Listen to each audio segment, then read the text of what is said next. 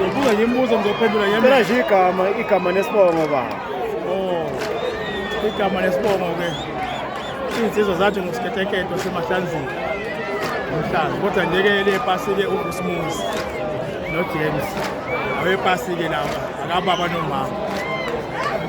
Ingoma yakwaMlaba ayi baba ngiyakutshela uyangizwa lapha ngizwa ukuthi usuneminyaka engaphezulu kwa-20 uyiphethe le ngoma ziyavala insizwa namhlanje. Ngiyacabanga ukuthi ukuvala kweyinsizwa namhlanje egoli akukuvala nje kuphela isekhona ingoma nasemakhaya futhi silandise nje ngokuphatha kwakho ingoma uphinde usitshene futhi ngengoma kaKhisimuzi ekhaya.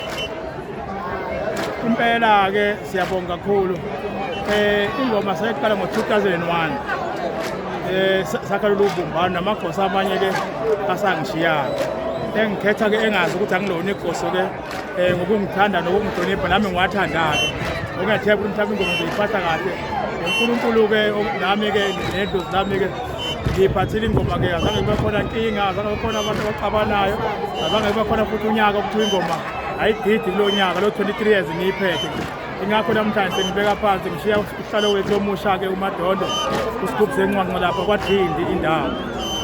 Ngicanga ukuthi-ke nabo bazosebenza kahle nekomidi elisha bahloniphe futhi njengoba nami iy'nsizwa bezingihlonipha nami ngibahlonipha sithandana. Kodwa-ke umfana ngimthemba kakhulu ukuthi mhlawumbe konke kuzohamba kahle kakhulu. Vele ngisazoba nazo iy'luleko nami ngesikhathi sami-ke kwangizobiza umhlangano mhlawumbe-ke bese ngihlala phansi lapho-ke ngithi ngibeluleke.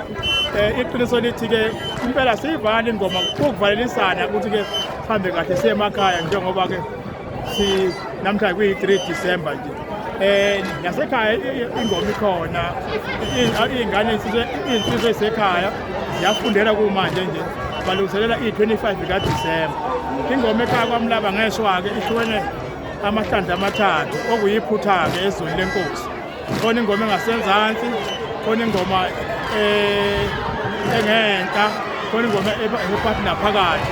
Kusho ukuthi kwaphambana imibono-ke kodwa siyathemba ukuthi ngelinye ilanga-ke inkosi kanye nomkhandlu inkantolo yakithi kwakubona kubalulekile lokho ukuthi ingoma kufanele ihlanganiswe ibe yodwa ezweni lenkosi. Njengoba-ke umza wami-ke inkosi esiyakhothama inkosi uMagende wayethanda lokho ukuthi isizwe sakhe sifane naseGoli. La eGoli ingoma iyodwa kodwa ekhaya ingoma ihlukene. Futhi-ke mina ngiphethele eGoli.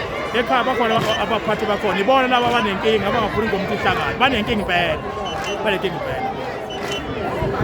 Ingoma-ke yasemakhaya ikuphi mhlawumbe usuku nendawo?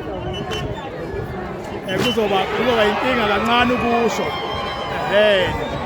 Kodwa nje ikhona ngapha ngasenzansi engayazi ukuthi-ke lamagosa angasenzansi bayazi-ke laba abantu bokungapha mangithi ngapha ngasenzansi ukuthi isuke ingakuphi.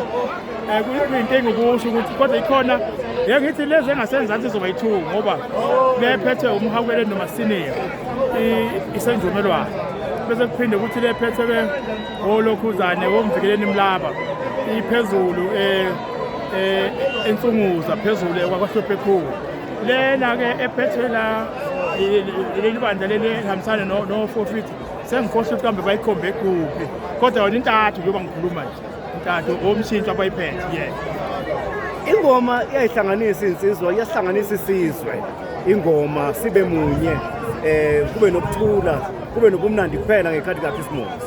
Kakhulu impela kunjalo sonke nje-ke sakhwela kuyona nobaba bethu babegida yona ingoma lena sonke njengoba sikhona nje sigida iminyaka sino-8 years sizifike ekutheni kube ngaphezu ka-10 kuya ku-11 years 13 iy'nsizwa zizikubonda yilo mfanuza kahle kakhulu njengami nje omunye umuntu okwenzeka kanjalo. Mhlawumbe-ke ngathi-ke nganginekhono lokugida ingoma ngoba ngisho ukuqopha amagama ngangiqophela isigodi sakithi uNtabankulu. Ngifune ukuqopha amagama ngiqopha le nyawo yonke into impela ngaphansi kwegoso lami ekudala uthayela Mkhize. Lingakanani iqhaza elibanjwa ingoma ekubumbaniseni isizwe? Likhulu kakhulu mntakababa. Likhulu ngendlela ezimangaliso futhi-ke silibonile iqhaza lengoma ngisho ngaphansi kwesizwe sakithi sale eMsinga emachunwini ngesikhathi esikhungethwe izimpi. Kwathi uma beqala ubumbano lwengoma la eGoli bebizana ingoma yayiqale iphethwe uQolanga ebizela umagosa amathathu amane base kuthi uMakhuzwayo-ke Mkhize base kukhande kubumbana egameni lakhe-ke waphatha sideke isikhathi-ke kwaphela nya ukuxabana emachunwini bakwazi ukukhanda amakomiti akwazi ukuthi uma kuvela iy'nkinga kulamuleke ingoma iyalibamba kakhulu iqhaza ngicanga ukuthi-ke nendlunkulu yakithi kwaZulu iyakwazi lokho namakhosi yakwazi lokho. Ngiyabonga kakhulu. Amen baba, ngiyabonga kakhulu.